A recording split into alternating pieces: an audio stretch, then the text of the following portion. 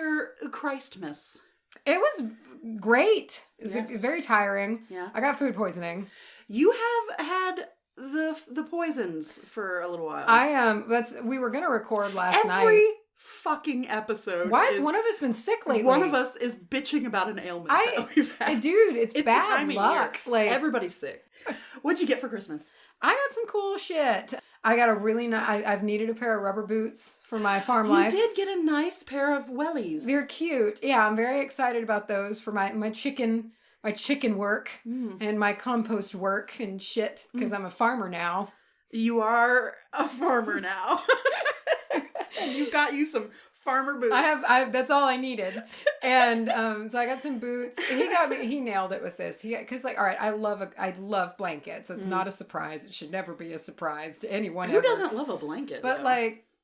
they're never big enough. Because when I get a blanket, but you're a tiny girl. But I roll up in them. And so all of our throw blankets are 50 by 70 inches, which is the standard, but that's not enough to really sprawl out. And he got me an 8-foot by 8-foot blanket. And it's blue. And it is lush. It's like a mage cape. We were both, because the day I got sick, but it was I got sick at night. So all day we just, it was the day after Christmas, and that is the national holiday to do nothing if you can. Sick at night. Sick at night's the shittier version of Nick at Night. It's sick at night.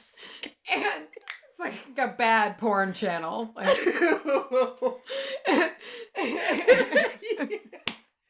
That's disgusting. And so we were both on the couch, and we have that couch that pulls out, and we were both sprawled out and both covered in the blanket. And I was like, this is the life. Yeah. But I got that. He got me. This is the life. It was great. He got me this really beautiful, you're going to love it, dude. And it weighs 25 pounds, but it's this massive selenite lamp. Oh. And it lights up. It's beautiful. It's is it bored out on salt lamp, but and selenite. it's a piece of selenite this tall and this big around. And it weighs 25 pounds, and it casts the most beautiful light. I love selenite. Oh, and it's huge. And so he got me that, a Himalayan salt lamp too. So I have all this nice little ambiance. Did you lick things. it? I did, and I feel like I'm missing one more big glaring thing, because he gave me something early, and I can't remember what it was. You but must not like it then. Yeah, it was terrible. Got a lot of snacks. I started a snack cabinet, and we have a dozen, because I don't keep snacks in the house for very obvious reasons, because I can't control it.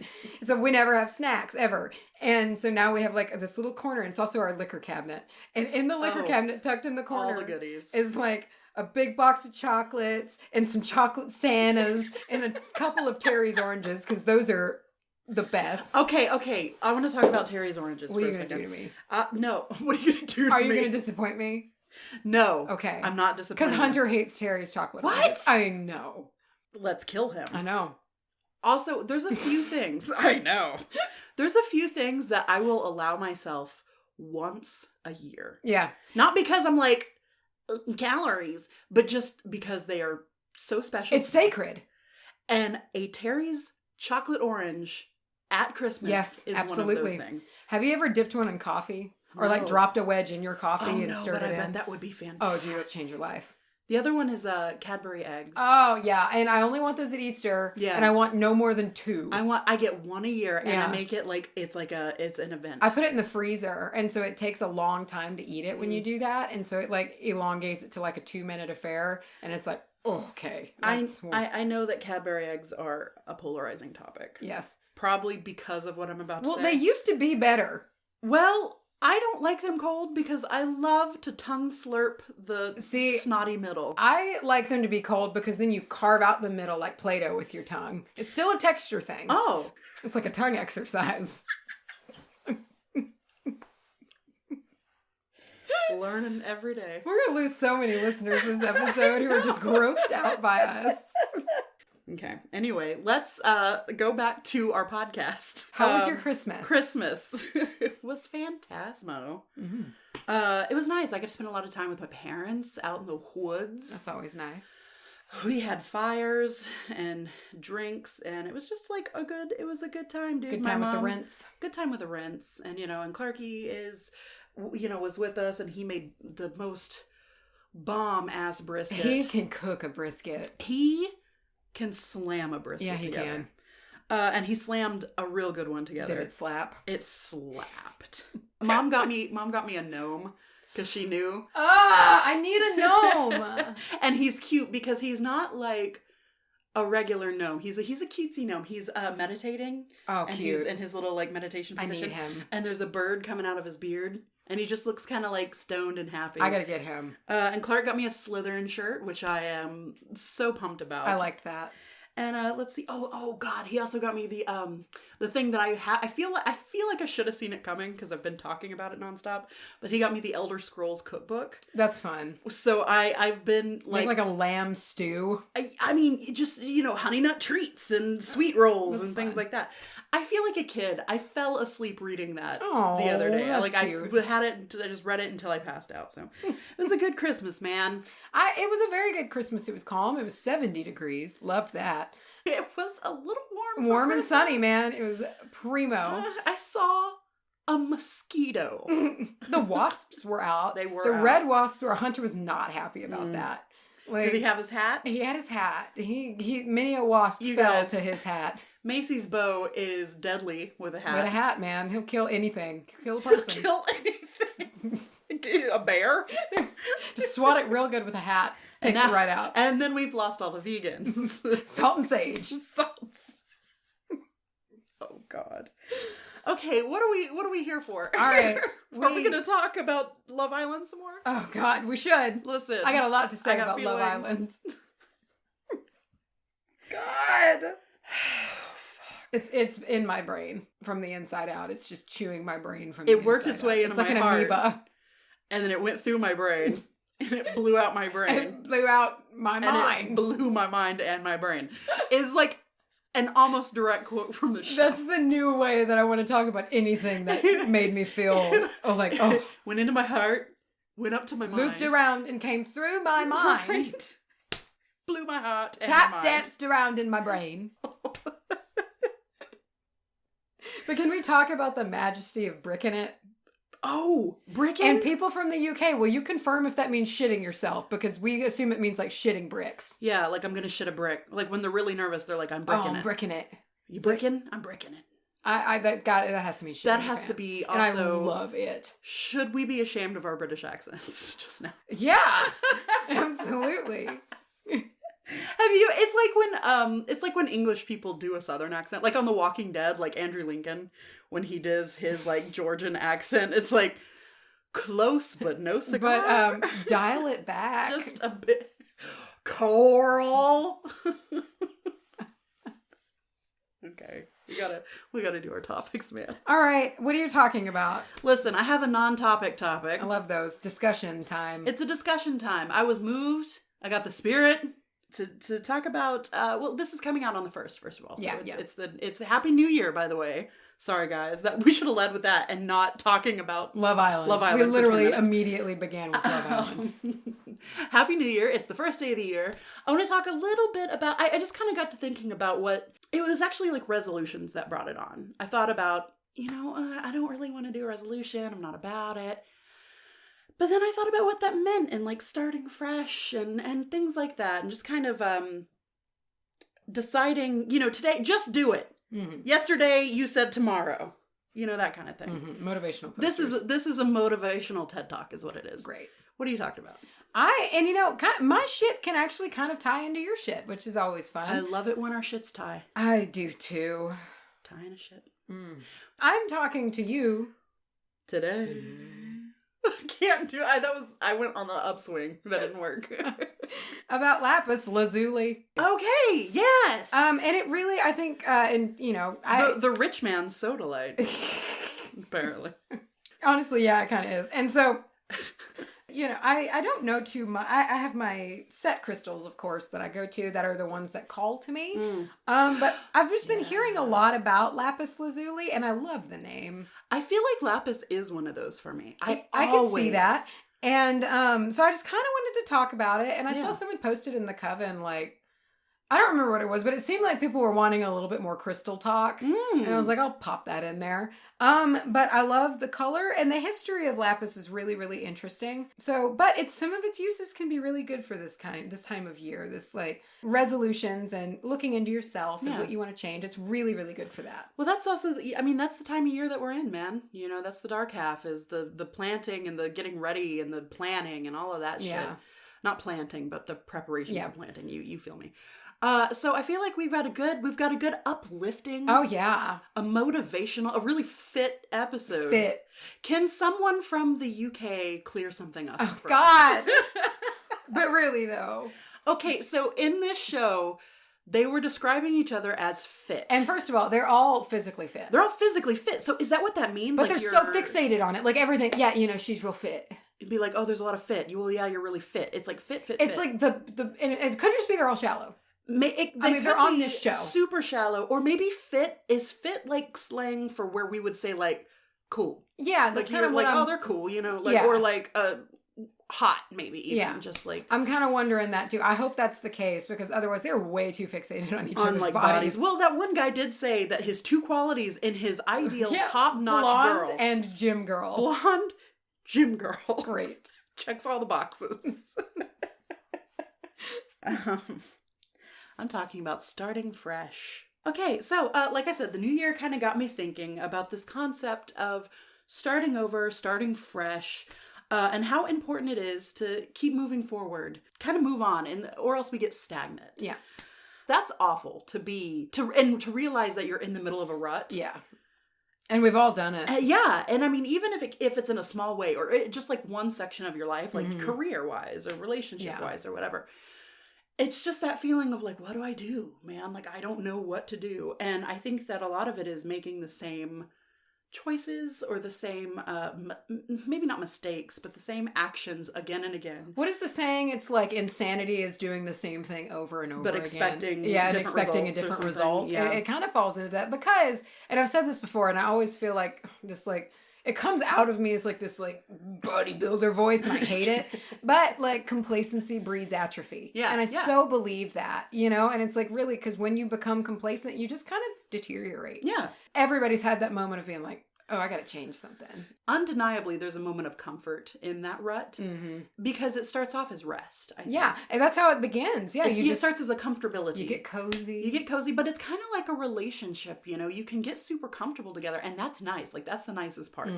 But after a while, it's like, okay, but we need to go on a date. You know what I mean? It's like day 3 in Love Island. It's like day 3 in Love Island is like marriage. That's bells, true. Okay? Yeah, there's couples that have lived lifetimes already. Seriously. By day 3. They're the mom and dad of the village, okay? Oh, God. Village, villa, whatever. Okay, all right. Oh, God. All right, so I want to stress that I am not a resolutions type person at all in the slightest. I've kind of gotten more and more cynical about it the older I've gotten. And I'm the first person to kind of spout off about, well, you know, gyms are about to be super full. Well, and I know that's true about us because I am about resolutions. Really? Yeah. No. See, here, let me clarify. I'm not a New Year's resolution. Well, that's what I mean. I like New Year's resolutions. Oh, okay. All right. I think it's a good thing. And I'm a firm believer in, and this is in anything, not just like resolutions.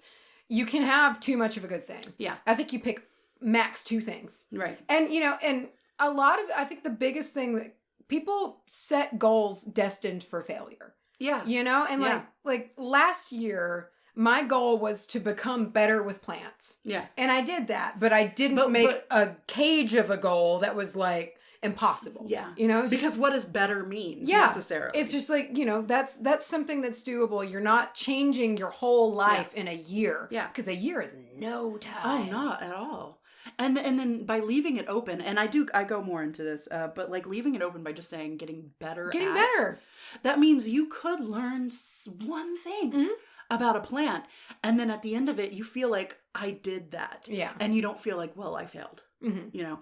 I'm not just super into New Year's resolutions. I'm a cynical person, I think, overall, when it comes to things like this. And I'll spout off about, like, well, you don't need a specific time of the year to better yourself. or like I just started to do when I was like, ooh, I don't like New Year's resolutions. Yeah. Like, that's my thing, is like, it doesn't have to be today, the new year. I think the reason that it works, or that it's just a start date. And I think the biggest time, or the biggest difficulty in starting anything is choosing when to start. Yeah. And so it gives you a designated hard timeline. Start date. Yeah. Kind of going through this and thinking about it and just kind of sitting there going like, maybe I'll try a New Year's resolution this year. Kind of put me on this train of like, well, maybe I could also talk about it on the podcast. And then I was like, well, maybe that's just my goddamn topic. Oh. And it made me kind of think for the first time in a long time about doing a New Year's resolution and kind of seeing the concept in a whole new light. And I want to briefly go over some of the origins of, the assumed origins of the New Year's resolution as we know it today. And this is mostly from history.com. Love that. So it's right. You got it. Okay, so it is believed by many, just many. It's believed by many that the ancient Babylonians were the first to make New Year's resolutions, or at least something similar. A predecessor to New Year's resolutions, this is from like 4,000 years ago. Mm-hmm. They would promise the gods that they... They would promise the gods that they would pay back their debts and return borrowed items. Oh, it's like the weird curveball of a day that Dionysus comes down, or it was like St. Michael's Day. I don't remember. There was some holiday that we talked about where it was like that was the day to settle your debts. Oh, yeah. Oh, because the debt collectors loved... Mm-hmm. Debt collectors love this day, whatever that was. I don't remember what day that was, but that's what that reminds me of. That sucks. Saw what? I don't remember. Okay, so those who kept their promises were brought good luck and blessings, but to break them, that would get you in some serious hot water with the gods. I know there's more to it, to paying your debts. I know there's more to it, but it seems like there's some banker just like, I'm going to tell everybody that today's the day, The Romans, whose reformations to the calendar included making January 1st, the beginning of the official year. And apparently that's because the god who January is named after, Janus? That's a surprise. I can't be saying that correctly. Janus? Janus? I don't know. I'm sure it's more like that, but I'm just going to say Janus. Yeah, that's okay. Anyway, this god, Janus, inhabited doorways and passages from one room to another. That's a very mundane task for a god. It's very, She just stands in the doorway? Well, it's, they have two faces. One that looks forward into one room and one that looks backward. Oh, that's cool. So this represents the idea of looking towards to the future and like looking back where you had just come from. I like that. It was old Caesar who was the one who made the call, making January as, the beginning of the year. The Romans would swear to their good conduct for the upcoming year and make sacrifices or offerings. And I imagine that January 1st to the Romans, like after the craziness that was, Saturnalia? Saturnalia. This would be like the hangover where you're like, okay, look, I'm never going to drink again. Look, I'm so done with that lifestyle. Yeah. I'm going to be super good Straight edge. Never ever do the bad things that you had done again. Mm-hmm. And kind of the same thing with that. If you kept up with it, you were blessed and had good luck and all this stuff. And then if you did not keep up with it, I don't know, something really bad in Roman would You just never to you. wanted to be in bad favor with the gods. Never. They were real petty. Or the Romans. Or the Romans. Okay. When I was kind of thinking about the direction of this topic, I didn't want to call it starting over. I wanted to call it starting fresh. Yeah. Because I think so often that there's this new year, new me kind of attitude. And that's what I mean by that destined for failure. Yeah. It's not going to work. Because that's just not the case. It's not the case. It's not a new you. Unless you have this ability to just change your whole personality and way of anything. Like an alien style. Yeah. Cloning yourself, but with like a wiped memory. Yeah. It's like 365 days is not long. It's long enough to get a foot in the door, Yeah. Yeah. And I mean, honestly, because if you did do something like a new language. Yeah. You're not going to learn a new language in a year. No. You're just not. You could get probably passable. You could get maybe. Conversational. Yeah. If you really buckled down. Yeah. But you can't really ever move forward or change at all without acknowledging who you were or where you've been, your past in general. I think that's important. Yeah. to make any kind of change. I like to use the high school example, for this here. A lot of people say things like, or you hear a lot like, oh, I would love to go back and do it all over. Yeah. And maybe not like the high school aspect of it or the awkwardness of being that age, but the idea of going back to a younger self with the knowledge you have now. Well, I mean, that's what separates it. You would have the knowledge you have if now. you have the knowledge you have now, but God damn it, I do not want to relive those years. I think about it because you hear people say like, oh, like high school was the best time. That's like, see, to me, how? To me, I don't mean it in this way of like an Uncle Rico situation where you want to go back. Right, but be able to live your life and change your life with the knowledge you have currently. Exactly. Yeah, that would be a cool offer. That would be I wouldn't take it because I don't trust offers like that. No, I don't either. And I like my life, Well, see, and at the risk of being cheesy, it's you are where you are. Everything that has happened in your life, every single thing, good and bad, it's led to right where you are. Yeah. And maybe right where you are sucks. Yeah. Or maybe it just sucks right now. And of course, maybe there's things that have happened to you that you wish would have never happened. Yeah. But to quote an old wise man, so do all who live to see such times. Yes. But that is not for them to decide. All we have to decide is what to do with the time that is given to us. I can hear it. And I know I'm not just trying to force that in, but I think it's extremely applicable. Yeah. I think that this concept of starting over, new year, new me is so not, it's not real. Yeah. It's not real because you're not a new person. You are who you have always been. And the awesome thing about that is you do have this experience. The only thing about going back to that high school or younger teenage self or whatever is that you would have more time. Yeah. And it's, how many times do you look at like a photo of yourself and you go, God, if I could have just told myself to start working out or to like, I don't know, have a different haircut. Leave that dude. Or leave that guy. Yeah. But you got to think like, what are you going to be saying to your now self 10 years from now? You know what I mean? Yeah. Does that make, I think a good bit of it too. And where a lot of the kind of like the cracks in the foundation form is because I'm a big fan of self-confrontation. I think it's important. I think only until you start confronting yourself can you really, is the change going to happen. And when you just try to plaster over things by just like making goals instead of like, but why have I done this? I think it's like you were saying, you have to look back before you look forward.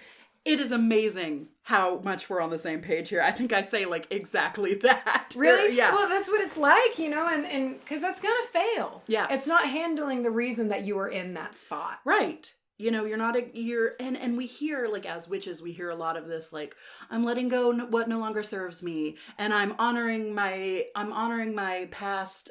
You always want to, I've said this before. You want to, when you release these bad things that don't serve you, you want to honor them. Yeah. They were for a reason. They're there for a reason. Yeah. And even if they're not, like, even if it's pure chance, chaos theory, why did this happen to me? You were alive. And why did this not happen to somebody else? Mm-hmm. And even if you wish you weren't, like, I don't want to say it happened for a reason, but you are learning something from it. Yeah. And I'm not trying to be that person who's like, trying to make shitty situations and like, well, you learned a lesson. Yeah. That's not what I'm trying to be because I fucking hate that sometimes. But that does bring me to my next point, and that is forgiveness. And forgiveness comes in a lot of packages. It can be very straightforward. Like, I forgive you, Macy, no, not you, Macy. I forgive you, Lyra, for putting us on fucking Love Island. I forgive you for that. She gave me the finger.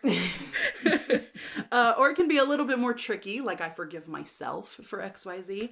And it can be super abstract, like forgiving a circumstance or forgiving God or whatever you believe in, the universe.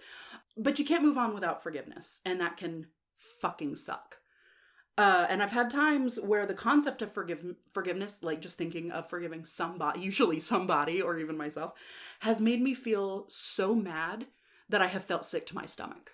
I don't know if that's going to make sense to anybody out there. I used to be that way. I had to do a lot of work on that's the thing. Holding anger. Yeah. I used to hold anger quite severely, I feel like. And I had to work on that, and now I can just let it go.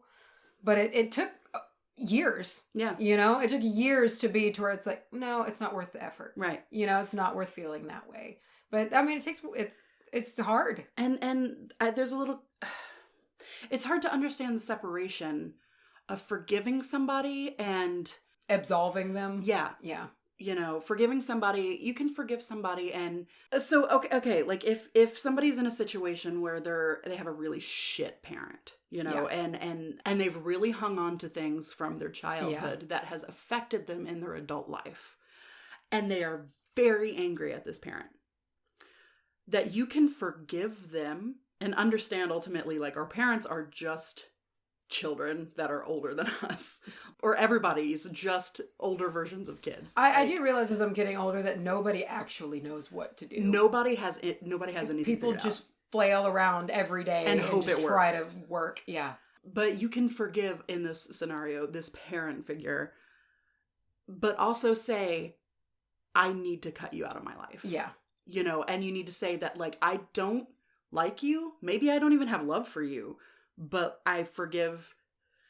Even if you need to go so far as to say, I forgive the situation. Yeah. Or I forgive maybe what happened to you as a kid that made you the way that you fucking are. Yeah. But I need to not sit here and fume about it and be a grown-ass person going like, well, if they didn't do that to me when I was a kid, I wouldn't be this way. Yeah. Which it is probably true. Don't get me wrong. But how are you going to move on if all you're doing is fume? It's not healthy. Because it's not a healthy way to think. That'll sit there. That'll sit right in your breadbasket. And it will just eat you alive until you're up at night thinking about it for no fucking reason. Mm-hmm. And that doesn't, I hate to, again, be this way. That doesn't deserve your time like that. It does. And that's what it all boils down to. Yeah. And that's what it's finally boiled down to for me. This past year is when I've really kind of been able to start being like, it's not worth it. Yeah. You know, and I've just kind of let things roll off. And I used to be very wound up. And that's really what it's all come to, is that I'll start doing that and be like, oh, why am I doing this? Yeah. You know, I have a life to live. Like, and I'm just here wasting it on somebody else's mad bullshit. About something else. And it's usually, I feel like a lot of these times it's rooted in control. Yeah. At least for me, anyway, because, and that's another part of going back to this, looking into yourself and getting really raw with yourself. You gotta find your own flaws. You have to see... Okay, something I've tried to do in the past couple of years is when I do get really angry about a situation or a person or whatever, I try to say, why does that make me so angry? Yeah. Like, and to kind of really get to the root. And through that, I have found the root cause of some of the issues, like control, or maybe it's, I don't know, whatever it is. You need to find your thing, like your thing that you will continuously have a problem with.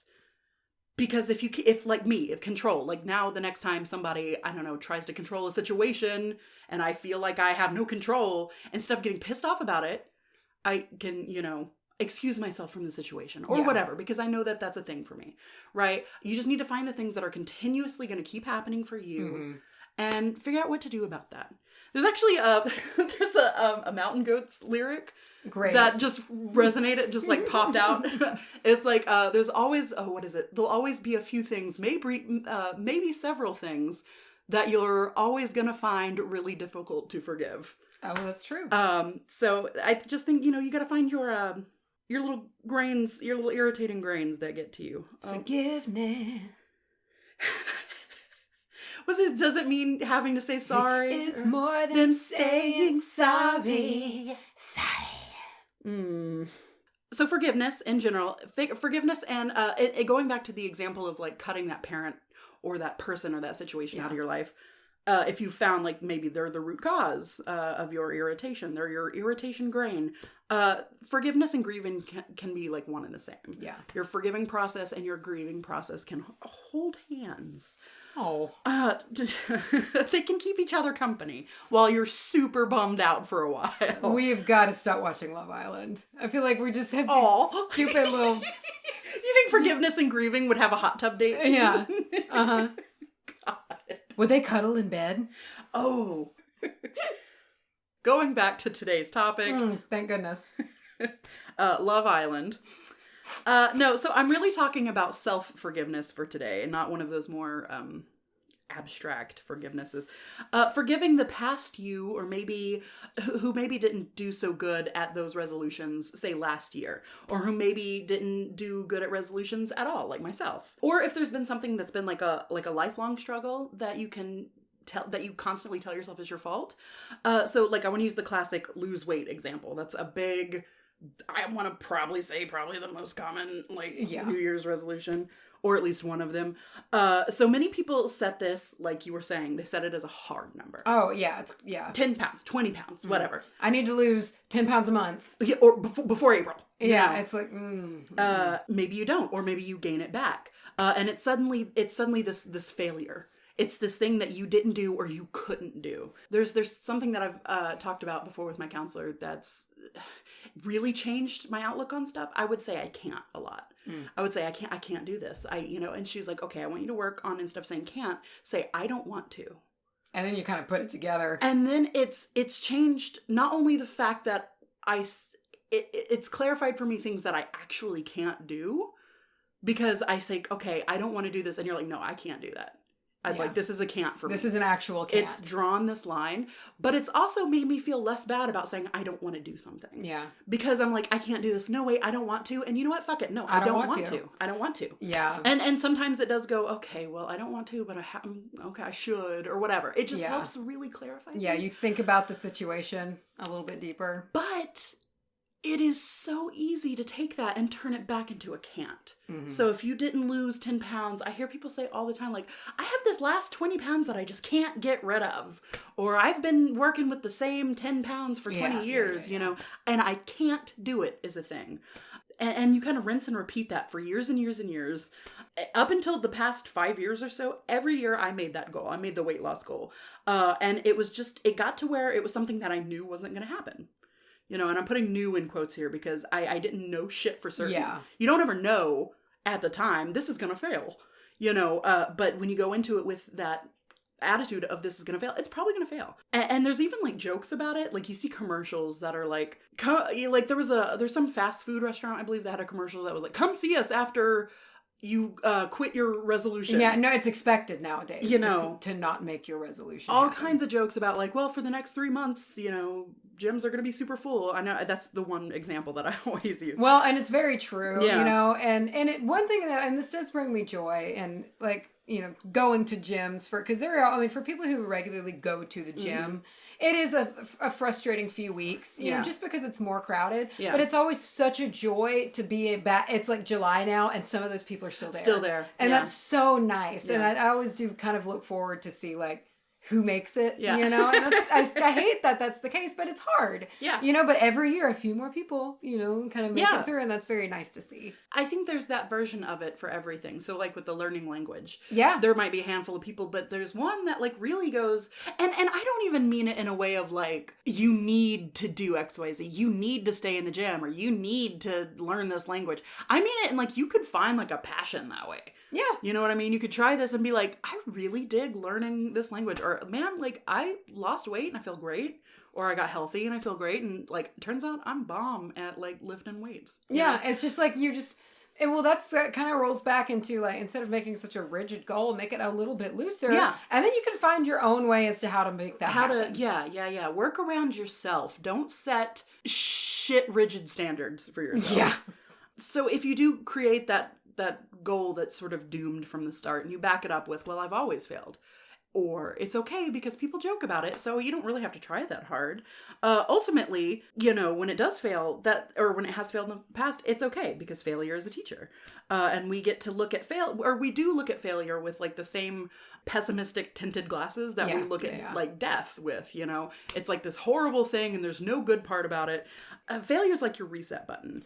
And every time you fail at something, then you're left with nothing but the lesson that you learned, and you're ready to start fresh. What is it? Was it Edison who said, because it took him 200 attempts to make the light bulb. And he was like, I didn't fail 200 times. I learned 200 ways to not make a light bulb. Exactly. And it's like, that's a good way to do that, because you learn from failure. Yeah. You should learn from failure. And if you're not, you need to really look into why. Yeah. You know, because if you're not learning from your failures, chances are, like, you might be that person who's like, why won't this happen for me? Yeah, then you're a victim. But like, I mean, really, some of my biggest transformative, like dots on my life, like my life grid, have been after massive failures. Yeah. Whether it be failure of judgment, which is the most common for me, especially in my like early 20s, upper teens. I did not have good judgment at all. And that's the kind of stuff you have to forgive yourself on. Like I truly feel like my brain didn't fully grow up and finish growing until about 24. Yeah. And, and I have to look back on just the erratic, stupid, cringy things that I did. And it's just like, I wasn't done. And I'm still not done. I'm only 26, but it's like, I wasn't there yet. I wasn't mature yet, and I feel like I've lived 3 lifetimes in just the past 8 years of just trying to figure out who I am. That's another thing. Before you really start figuring out who you are as a person, I think you're in a tailspin. Yeah. I was, Well, you also need to figure out who you're not. Yeah. That's just as important. Yeah, and that can take you down some paths. Yeah. And so I look back at that time, and that's like self-forgiveness, like you were talking about. You just have to be like, I wasn't there yet. I wasn't where I needed to be. I made a stupid decision, but that stupid decision made me who I am now. Yeah. And you just got to think that way. And it can help by like looking at your past self as not saying I made these stupid decisions, I did this, I did that, but say there was a 19-year-old girl once, who did XYZ. Yeah. And if you need to separate yourself from that situation, because a lot of the how many times are you thinking about something, and somebody goes, okay, like what would you tell a friend? Yeah. You know what I mean? Like you're going through something and it seems so off, so confusing. Yeah. But then you go, okay, but what would I tell my friend? And suddenly it's very clear. You're like, oh, well, I'd tell them XYZ. Yeah. It's always easier to figure out other people's problems and issues than your own. So if you can separate yourself from it and say like, okay, I knew a girl once who was 19 and I like that. Removing yourself from a situation can kind of help. So this year I want to extend a challenge. Oh, challenge. Yeah, it's silly and cheesy. But I'm going to use my own words against me. And if it truly doesn't matter when you start, and you truly don't need a day to be told when to better yourself, then why not start today on the 1st? Why not? Yeah. So here's my challenge. I want you, everybody listening, to pick a New Year's resolution. But I have a stipulation. Oh. Okay? Listen up. Pick something that is unlike anything you've ever resolved to before. See, that's good. I like that. Yeah. That was like the plants thing for me. It was a whole new avenue. It was nothing I could flounder in because it was something fresh. And it also, it's a fresh goal. You don't go into it going, for me, it's not the classic health-based option. And then I follow it up with crash diets and then eventually all this unhealthy bullshit that would fail. And then, I go into it kind of thinking if I fail, it's okay. And it is, don't get me wrong. But you go into it when I fail, it'll be okay. Yeah. Maybe you usually resolve to quit a bad habit, and then you pick it back up. And in no way am I saying don't improve yourself and don't quit your bad habits. I'm not saying that. I'm just saying shake it up. And pick something unrelated, an art project or learning another language. I myself am thinking about making mine to learn a musical instrument. Nice. I know a little about a handful of instruments, but I would like to really buckle down and learn the piano. Yeah. And I want to keep it very, very broad. And I don't want to say I'm going to be able to play the piano. Maybe you just learn your scales by the end of the year. Maybe if I could just bang out a 6 set of scales, I'll be happy with that. I like that. And as Mary Shelley said, the beginning is always today. Oh, I like that. Before we go any further, we have Lyra, would you like to sing with us? Yeah. Patreon, shout out,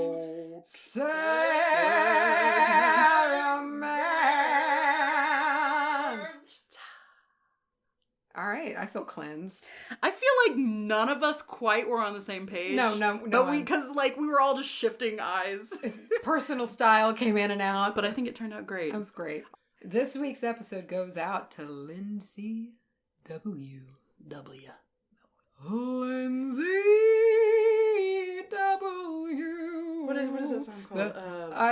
What is that song called? Wicked Game. Wicked Game. And is that Chris Isaac? I think that's Chris Isaac. It is. I remember because he was on Friends. Oh. He dated Phoebe. That was Chris Isaac. It was weird. And then Ross and Rachel. Not as weird as Bruce Willis slammed it out. Oh yeah, that was weird. But that was a whole thing with old Matthew Perry. Mm-hmm. And then Tom Selleck. I'm down with Tom Selleck, though. Yeah. I love Richard. I mean, their thing is weird. Their thing is a little weird. But I like him as a character. I like how he can just call out Monica's insanity. Yeah. And he just does it casually. Like the making the bed scene. Okay, that is one of my favorite scenes, though. I love that scene. I feel like almost any time I've been in a relationship, I will pinpoint that episode and be like, okay, but you see how she's being? That's how I'm going to be. Yeah. Like, that's me. Everybody has the one thing that they're just neurotic about. There's just, I mean, Monica is everything. She's neurotic about the planet. But, like, I relate to that because it's just, we all have that one thing. Yeah. That you're just like, I'll just do it. Yeah. Don't worry about it. Yeah, please just let me do it. And honestly, not to just go too on the nose with it, I can't stand it when the sheets are not done correct. They can be crooked and, like, not met, and, like, I don't have to, like, make the bed all the frickin' time. Yeah, but if you know you're going to lay on it and one side's going to pop, if I know that there's a tag, yeah, I'm going to put the tag in the correct spot. Yeah. Okay. Slap me with the lappy. Slap with the lap. Thank you very much, Lindsay W. Lindsay W, my soul. Oh, God. That's not the song we were going for, but it works with everybody. It does work. It works with everybody. So, Lapis Lazuli. Oh. It has been Sounds long. like it has been. God damn you. Yeah, treasured by civilizations. Potentially for 6,500 years. Whoa. It's old. Wow. Yeah. Mesopotamia, China, Rome, always. Nah. Rome. Rome. Greece, Egypt, they prized lapis for its beautiful blue coloring, and it was valued as much as sapphire and turquoise. Oh. So it was the shit. Okay, hold on. Wait, turquoise is the outlier to me. Now, yeah, I know. I thought about that too. I was like just picturing chunky, Western, rustic turquoise. Big diamond crosses. Those big hats, with the rhinestones and the big turquoise accents. Cowgirl boots. Yeah. And like a sign that says, I run on Jesus and coffee. So true. Sorry. So, lapis, primarily, it comes from the really arid, bare mountains of Badakhshan. And what I was reading, they called it a wasteland, which I thought was a little harsh, but I've never been there. But it actually does sound like, very inhospitable place. These very arid desert, just barren mountains. What's technically a wasteland? Does that just mean nothing is like... maybe. So is a desert a wasteland? I think so. Huh. Maybe it is like an actual technical term. Huh. In 700 BC, though, this area belonged to a country called Bactria. Many of the lapis mines producing then, 700 BC, are still doing it today. So they are like the world's oldest commercial sources of gemstones. And they've been doing it since 700 BC. How many gemstones? Man, this freaks me out. How many gems are in the earth? I know. I think about that a lot. Where does this shit come from? It's just there. We have a lot of it. Stop using gas. I know. Please, everybody. I know. Just stop. And, do you ever just look at how many cars are on the road? Yeah. And go, whoa. We're all going to die. Yeah. Yeah, I do that too. I'm having a little bit of a freak out right now. Okay, go on. I'm so sorry. So I did see in some, it was even 900 BC that they were doing this. So this area, God damn. Badakhshan in, was then Bactria, but is now a province in Afghanistan. They run the show on lapis. Like they are the biggest producers. They were cranking it out. Yeah. And it was highly prized. Oh yeah. So if you had this, you were titties. Well, and that's the thing. So the people, I did read something very interesting, and I'm going to be very honest. I didn't look into it too much. You can look into it on your own. It can be it's a whole other thread. And some people consider it a conflict stone because of its location, and it's a very arid climate and arid hard time. And the people who live there are still pretty poverty stricken. That's just the only job that there is to mine lapis. Okay. So I did read that it might be good to look into the source of your lapis. So it's kind of tricky to say, what, but there it is. You can do with that what you will. So not many outsiders have even really seen the mines because just getting to them is very hard. Damn. They're just a very treacherous location. And merchant caravans back in the day, they would transport lapis from Bactria to all of the great ancient cities, all of the great ancient, just powerhouses. The civilizations of Mesopotamia, China, Rome, Greece, all of that, as well as India and Persia. Also, can you imagine what the lapis mine? I mean, you just walk in there and it's just like blue. Yeah, I bet it's cool. I bet it's magical. Because of its carvability.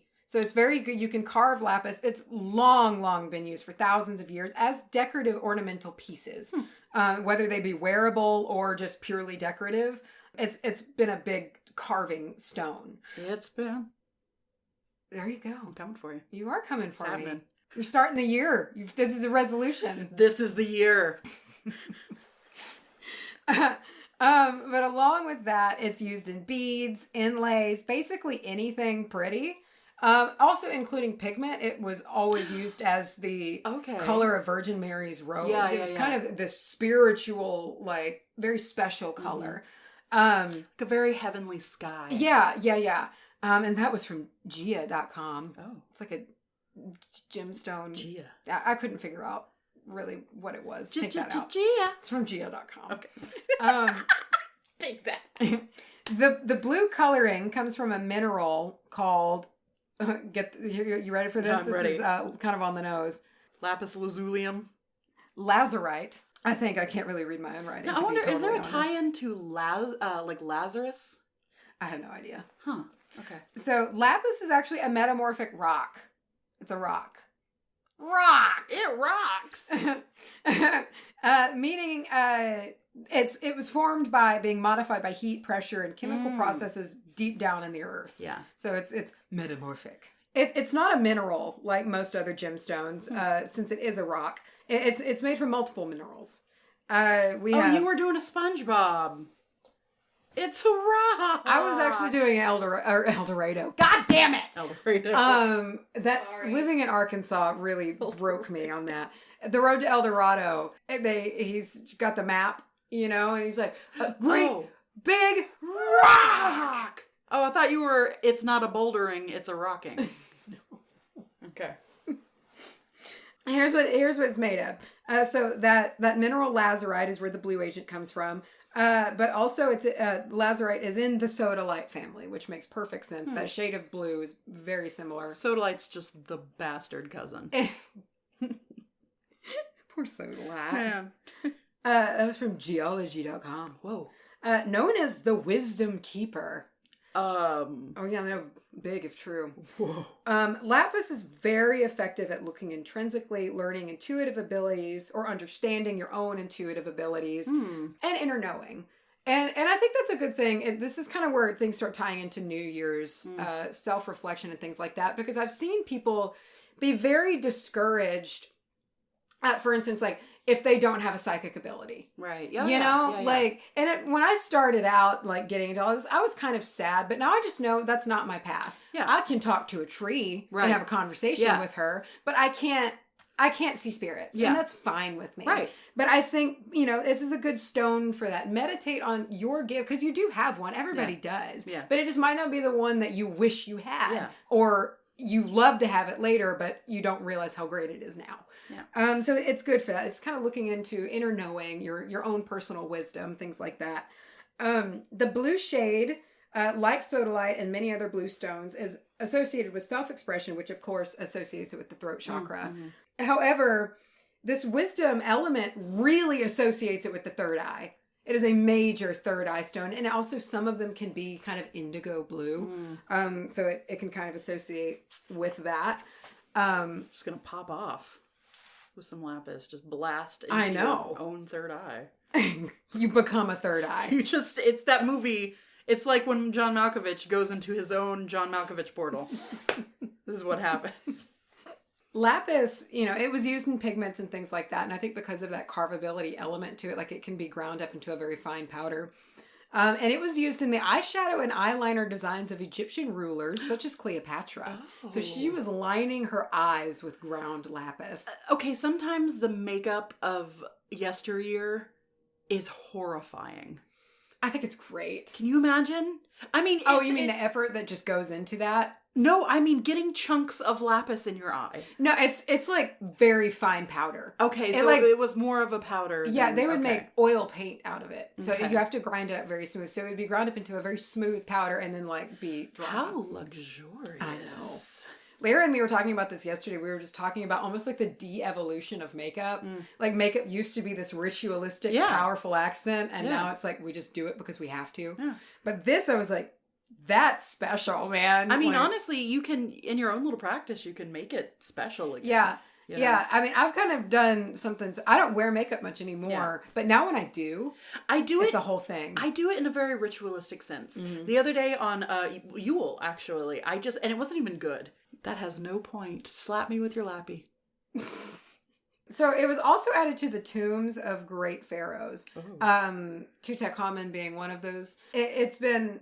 I felt myself do it, but you didn't do it, so I just paused. I was actually just thinking he had a condo made of stoner.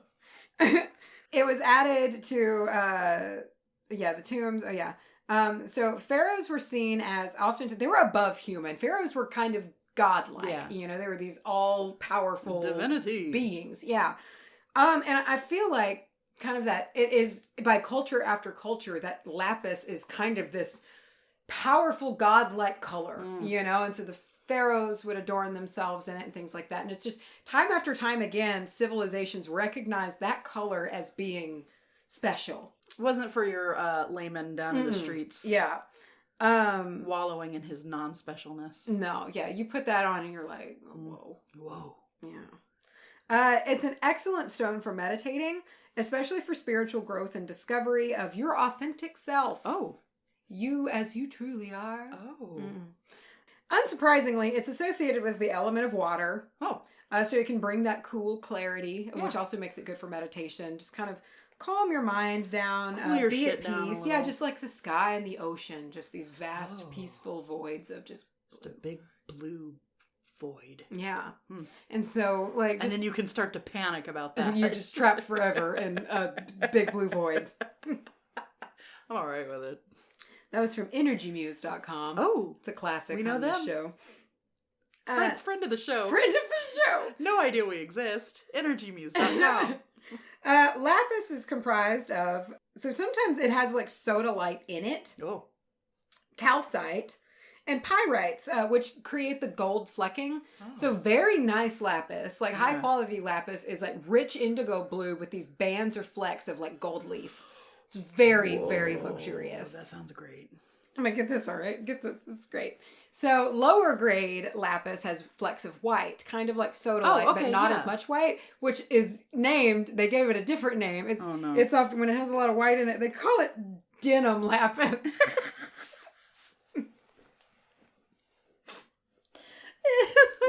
Canadian tuxedo lapis. Denim lapis. How do you think denim lapis feels about that? So he's freaking trashy relative. Yep. Showing up. Hey, y'all. God, y'all didn't invite denim lapis, did you? Oh, shit. It's the Sackville Bagginses.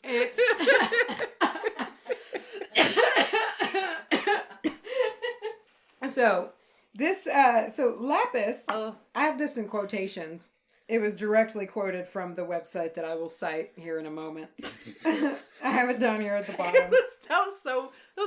Her name was Susan Fair. Fair. Her name was Susan Fair. This was from Just Fun Facts. Oh! Yeah. .com. All they allow is fun facts. So lapis is an excellent stone for executives, journalists, and psychologists, stimulating wisdom and good judgment in the practical world. That was a fun fact. Yeah, it's a fun fact. Did you have fun? Having a lot of fun. Its strength in aiding with self-expression makes it a great addition to wear for auditions and performances. It'll kind of strengthen... I thought that was really interesting. Yeah. So it'll kind of strengthen your confidence and ability to express yourself as you want to. Bring out your thespian. Yeah. Which you also need in like job interviews, anything, because that's all acting. Yeah, that's all that is. All a charade. It can help balance the important and unimportant. Which falls also into this reflection New Year's time. Yeah. You know, kind of like you were saying earlier, what doesn't serve you? Yeah. Reflect on that, meditate on that, and just kind of be like, I'm not going with that this year. Yeah. I'm going to let that go. Yeah. Or, you know, things like that. And again, don't turn your whole life upside down, but start to examine what is not making me better. Yeah.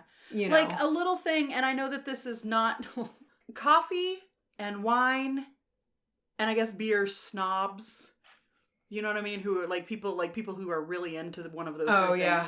Not snobs, but the idea of the snobbery. Yeah. Like if everyone, I remember a few years ago, IPAs were the bam. Oh, I don't even get me started. Like everybody, IPAs were the shit, and everybody were drinking them. I don't care who this offends, but I have long had the theory that nobody actually likes IPAs. They just say that they do because that's like the thing you say to sound like you know about beer. And that's kind of where I'm going. Well, like, okay, I think that it is probably a very acquired taste.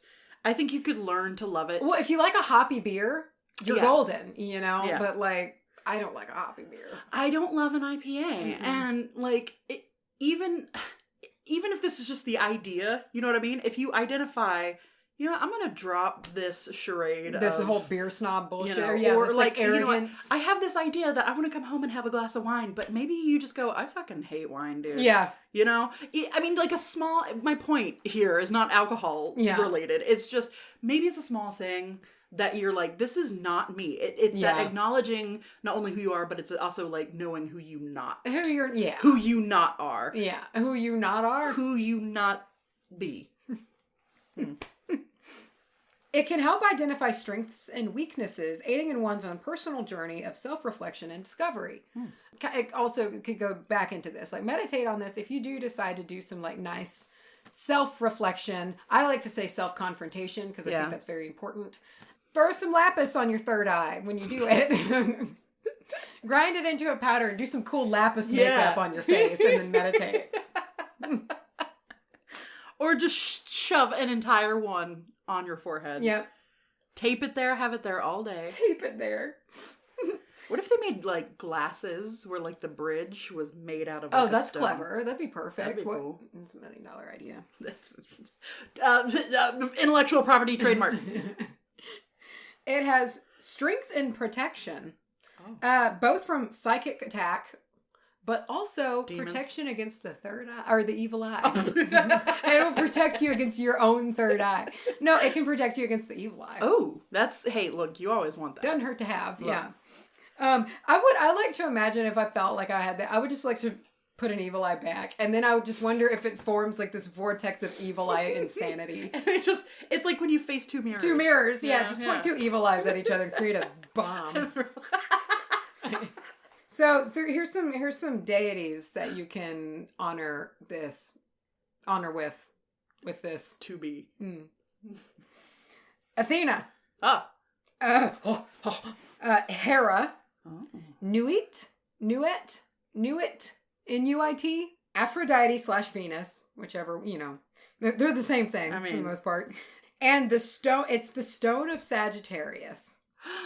So it's theorized that references to sapphire in the Bible actually were them talking about lapis lazuli. Like the original term sapphire applied to lapis lazuli. So that it's long had like this biblical presence. Well, that would make sense. And it's one of the most popular gemstones for men. Is that a fun fact? I'm riveted. I'm glad. Like, does it hold? Are we saying it holds properties for men or just like men? I think men dig it, man. Okay, all right. Men love the lapis. Men love a pinky ring with some lapis in it. They love to put one in their little short shorts that they wear on Love Island. Get one of those little like chakra volcano bracelets and they'll wear it on their ankle. We gotta stop. It's an amoeba. It's eating our brains from the inside out and then going through our hearts. Blowing our minds birds. And our hearts. Blowing our birds. Oh, God. Oh, okay. That's everything I have about lapis for you today. I enjoyed that quite a lot. I'm glad you did. I learned some stuff. We had some fun facts. Fun facts. That was our first episode of the new year. I know, man. Happy New Year. Happy New Year. Happy New Year, Lyra. Happy New Year. Happy New Year, beans. Beans. Blessed be all of your beans. Blessed be. On this blessed day. Well, it is a tradition to eat black-eyed, what is it? Black-eyed peas on New Year's. And cornbread. That counts as a bean. I'm probably going to do that. A few things make me happier than some beans and cornbread or peas and cornbread. I love a black-eyed pea. I do too. Oh. I saw on Fort Witch's Instagram that they have something called the Fuck Your Bad Vibes box. I liked that. I thought that was cute. I thought that was really cute. If you're in the DFW area, Fort Witch is now open. So Facebook and Instagram. This is not spawns or whatever. No. Facebook and Instagram at Fort Witch DFW. Looks like they're putting together some really cute stuff. They're doing some cool shit, and it's everything's sustainable. So it's like the packaging is like there's no like plastic packaging, anything like that. It's a neat concept, like this micro store concept, and little witch store around the corner. Yeah, yeah, and I love how she put Hazel the witch, like is that little like painted on the wall. Yeah, the her Instagram little. You can thing. take a little photo with her. Super cute. But yeah, I think like a Fuck Your Bad Vibes box might be up my alley for this year. It's a great way to start the year. I mean, really? And even if you're fucking your own bad vibes, man. Yeah, I think really, and I would say, honestly, the majority of the bad vibes that I have are self-induced. Oh. Just from me fixating and, I think you could argue that all bad vibes are your own. Well, they are. I mean, just like anger is a secondary emotion. Yeah. It's exactly. Like we create it for ourselves. Because I can say, as much as I want to say, no, my boss is a dick. It's like, well, sure, my boss is a dick, but like, how am I handling that? Yeah, but I have a job. It's that classic. That classic. Like, I can't control what you do, but I can only control what I do. Coexist. And And just get a coexist bumper sticker. That's all you need to do. That's all you need That's to do. your New Year's resolution. Slap that on your car. We've got our first edition, 2020 fresh hot review footage coming at you. Are you ready for this? Yeah. This comes from the deliciously named Jessica Con Queso. Oh, I like that. Jessica with cheese. I could go for some Jessica Con Queso. This is called Just the Best of Vibes. And simply, just the best. I like that. Just the best of vibes. Just the best. Thank you, Jessica Con Queso. Nice. Yes. I like that. And if Jessica Con Queso, I just love saying it. It rolls. Give it a go. What is that that's the actual name is Jessica Con Queso? Jessica Con Queso. Because that's adorable. And Jessica I love Con it. Queso. Jessica Con Queso. Jessica Con Queso. So if Jessica Con Queso. This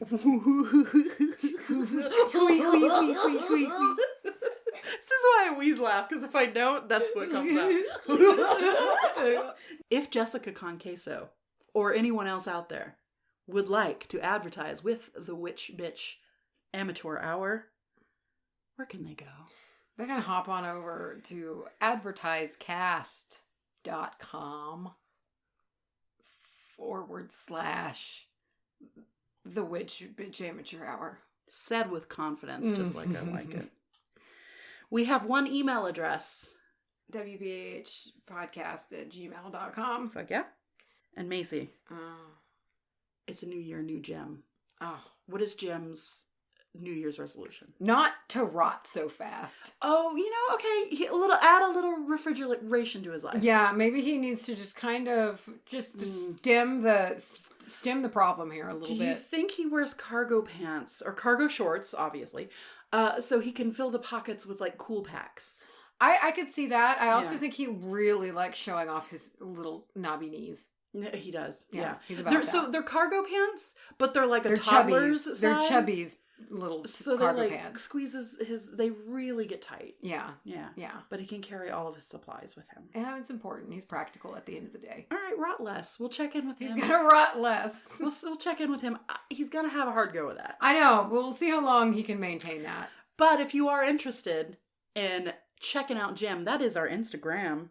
It's gonna be at Witch Bitch Amateur Hour. And we have one Twitter where we one tweet Miss Yira Lira. Bitch Hour. Very nice. I like the roll. Bitch. Bitch. What was that from? There's some show where somebody goes bitch. I don't know what that is. Okay. I wish I did. Maybe I made it up. Come eat with us over on Facebook. Mm-hmm. At Witch Amateur Hour. We have a No bitch on Facebook. You're starting the year off wrong. We have a Patreon at patreon.com / WBAH podcast. wish Little Miss Saucebox, the cutest P.O. box in Texas, a happy new year. Little smug bitch could use it. She is a little smug bitch. She's got a real ego problem. She needs to take a seat. That's her New Year's resolution. Is she needs to kind of check herself a little bit, I think. She's a little haughty. Getting a little attitude on her. I mean, she's still the cutest, sweetest. But the problem is she knows that. She's starting to know She's aware. You guys knock her down a peg. Over it. Send her some hate mail. I feel like we're gonna go on a roller coaster with her attitude. I think she could be a real problem. Yeah, we gotta look out for her. You can do that at P.O. Box 865, Canton, Texas 75103. That's the one. Witchy activities to do today. Yes, we have money to spend. We have money to spend. We've got prosperity rituals to do. Yep. Wares to purchase. Khajiit. I played Skyrim for about 4 hours once. That's all. Ever. And I was a Khajiit because I thought he was cute.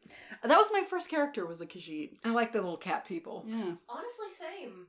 Mm. Now that I think about it, I was like, this looks like a cat. Oh, I'm gonna be him. I like it. I didn't ever want to put a helmet on him because it covered his cute little cat face. I never wanted to put on any gloves because they have that natural little scratch. Yeah, it's cute. Anyway. And it's cute to see a Khajiit cat person shout. It's weird. Yes. I also have this thing that I do where I assign almost everyone I know, like, what Tamriel race they would be. Like, Clarkson Imperial. Feel like you're a Khajiit. I feel like I would be a Khajiit. Yeah. I feel like Lyra, Miss Lyra is a Breton.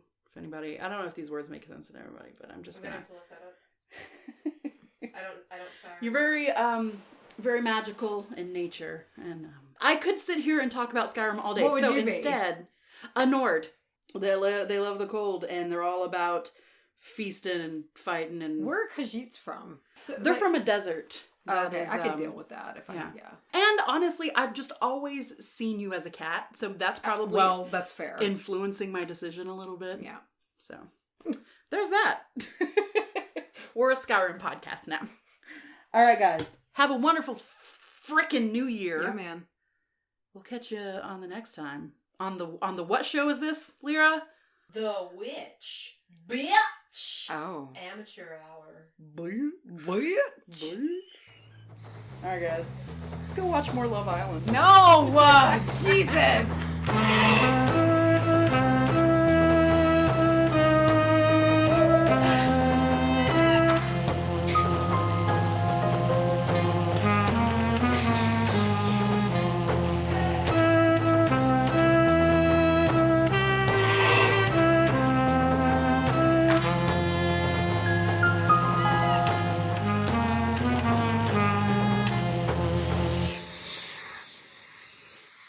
Water Thor. It's something like that. I if don't remember. I don't name my first goddamn born Water Thor. But not half Thor. Water Thor. Water Thor, get over here. Fire Thor. Just all my kids will be like an element and then Thor. Glitter Thor. Okay.